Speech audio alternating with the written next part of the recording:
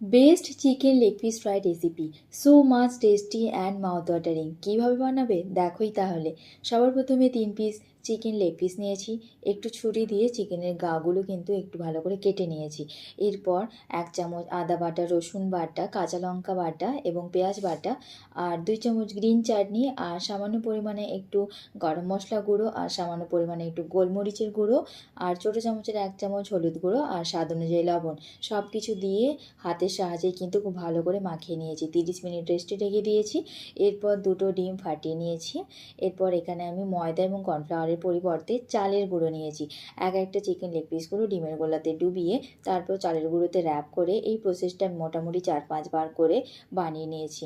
এরপর ডুবো তেলে ভেজে নিলেই তৈরি এত সুস্বাদু যে তোমরা না বানালে বিশ্বাসই করবে না। একবার অন্ততপক্ষে বানিয়ে দেখো, আর আমার চ্যানেলটাকে সাবস্ক্রাইব করে নাও আরও নতুন নতুন ভিডিও পাওয়ার জন্যে।